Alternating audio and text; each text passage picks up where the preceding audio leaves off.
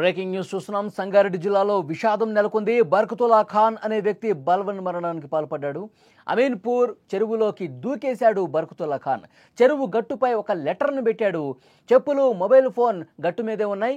భార్యతో విభేదాల కారణంగా బలవన్ మరణానికి పాల్పడ్డట్టుగా సమాచారం వస్తుంది. భార్యను కొట్టిన కేసులో జైలుకెళ్లి ఇటీవలే విడుదలయ్యాడు మృతుడు.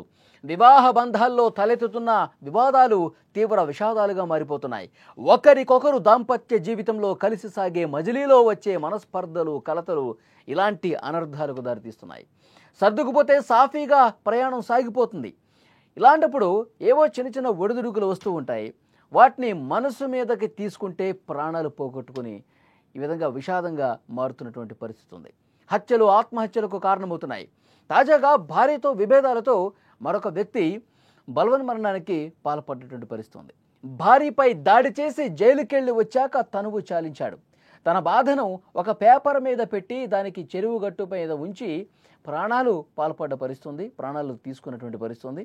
విజువల్స్లో మీరు చూస్తూ ఉన్నారు స్క్రీన్ మీద. అతని చెప్పులు కావచ్చు, ఒక పేపర్ కావచ్చు అక్కడ పెట్టేసి బలవన్ మరణానికి పాల్పడ్డాడు. సంగారెడ్డి జిల్లా అమీన్పూర్ మున్సిపాలిటీ పరిధిలోని అమీన్పూర్ చెరువులో పడి బర్కతుల్లా ఖాన్ అనే వ్యక్తి చనిపోయాడు. హఫీజ్పేట్ ఆదిత్యనగర్ కాలనీకి చెందిన బర్కతుల్లా ఖాన్ తన భార్యతో గత కొంతకాలంగా విభేదాలు నడుస్తున్నాయి. అనుమానంతో ఆమె మీద గొడవ కూడా పడ్డాడు చాలా సందర్భాల్లో. ఈ గొడవల కారణంగా కేసులు నమోదయ్యాయి. కేసులు నమోదైన తర్వాత అతను జైలు శిక్ష కూడా అనుభవించాల్సిన పరిస్థితి.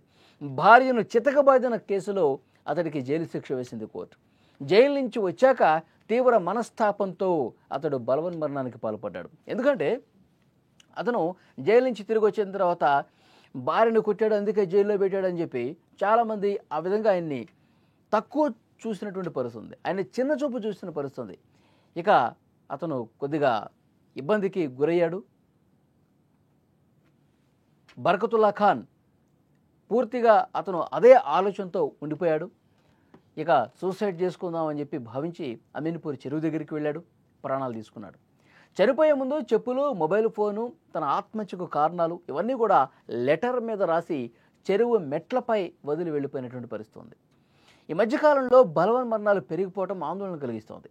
బలవంతంగా చనిపోవడానికి ప్రధాన కారణాల్లో ఒకటి కుటుంబంలో కలహాలు. చిన్న చిన్న విషయాలకు కూడా చాలామంది జీవితాన్ని అర్ధాంతరంగా ముగించేసి వాళ్ళ కుటుంబాన్ని తీవ్ర విషాదంలోకి నెట్టేస్తున్నటువంటి పరిస్థితి. అంటే అదే ఆలోచనలో ఉండిపోతున్నారు, అదే ట్రాన్స్లో ఉండిపోతున్నారు. ఇంకా నాకు లైఫ్ లేదు, నాకు ఇంకా జీవితం లేదు, ఎందుకు ఈ జీవితం, నా జీవితం సర్వనాశనం అయిపోయిందని చెప్పి క్షణికావేశానికి గురై ఈ విధంగా ప్రాణాలు తీసుకున్న పరిస్థితి. మొత్తం తన కుటుంబానికి కనిపించిన ఆ తల్లిదండ్రులను కూడా దూరమైనటువంటి పరిస్థితి. దానికి కారణం ఏంటి? ఒకసారి జైలుకి వెళ్ళి వచ్చాడు. జైలుకి వెళ్ళి వస్తే పూర్తిగా తన పరువు, ప్రతిష్ట మొత్తం పోయింది. ఊళ్ళో తలెత్తుకుని తిరగలేని పరిస్థితి ఏర్పడింది. జైలుకి వెళ్ళి వచ్చాడని చెప్పి ఆ ముద్ర పడిపోయింది.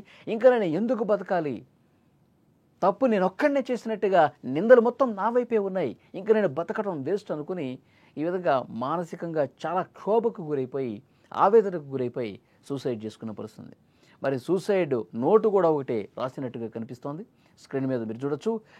డైరెక్ట్గా చెరువు దగ్గరికి వెళ్ళాడు, సూసైడ్ నోటు ఒకటి రాశాడు, చెప్పులు కూడా అక్కడే వదిలేశాడు, వెంటనే దూకేసి ఆత్మహత్యకు పాల్పడ్డాడు. చాలా దారుణమైనటువంటి విషయం. కుటుంబ సభ్యులు రోధిస్తూ ఉన్నారు, వారి పేరెంట్స్ కూడా రోధిస్తూ ఉన్నారు. ఈ విధంగా ఎందుకు చేశావు అని చెప్పి వాళ్ళందరూ కూడా తీవ్ర దుఃఖంలో, శోకంలో ఉన్నటువంటి పరిస్థితి ఉంది.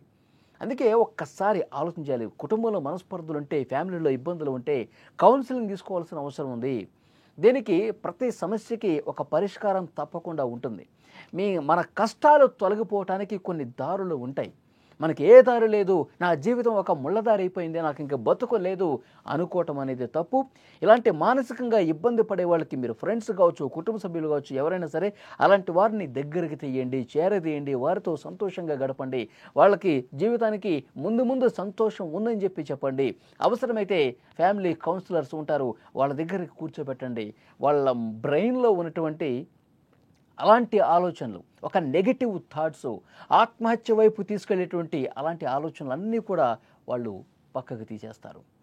అందమైన జీవితం ముందు ఉంది, ఈ సమస్యకి పరిష్కారం ఇది, ఈ విధంగా నడుచుకుంటే మన జీవితం పూలపానుపోతుందని చెప్పి అలాంటి కౌన్సిలింగ్ తీసుకుంటే ఎంతోమంది ఆత్మహత్యాయత్నం చేసినటువంటి వాళ్ళు కూడా మళ్ళీ తమ జీవితాలని సక్సెస్ఫుల్గా ముందుకు తీసుకెళ్ళిన పరిస్థితులు ఉన్నాయి. సో డెఫినెట్గా ఇలాంటి వాళ్ళని ఒక కంట కనిపెడుతూ ఉండాలి. వాళ్ళ ఆలోచనలు ఏ విధంగా ఉన్నాయో కుటుంబ సభ్యులు చూస్తూ ఉండాలి, ఫ్రెండ్స్ చూస్తూ ఉండాలి. ఈ విధంగా బలవన్మరణానికి పాల్పడే స్థితి నుంచి మామూలు స్థితికి తీసుకొచ్చే ప్రయత్నం చేయొచ్చు. ఈ కేసులో కూడా అర్బతుల్లా ఖాన్ అతను భార్యతో గొడవపడ్డ కారణంగా అతన్ని జైల్లో పెట్టారు. జైలు నుంచి వచ్చిన తర్వాత అవమానం తట్టుకోలేక పరువు పోయిందన్న ఉద్దేశంతో చనిపోయినటువంటి పరిస్థితి ఉంది. సో డెఫినెట్గా సూసైడ్ నోట్ కూడా పోలీసులు తీసుకున్నారు, కేసు నమోదు చేశారు, దర్యాప్తు చేస్తూ ఉన్నారు. ఇంకా రీజన్స్ ఏమైనా ఉన్నాయా? కేవలం అవమాన భారంతోనే అతను చనిపోయాడా, లేకపోతే అతను సూసైడ్కి ముందు ఇంకా ఏమైనా గొడవలు జరిగాయా? ఇవన్నీ కూడా వెలికి తీస్తూ ఉన్నారు.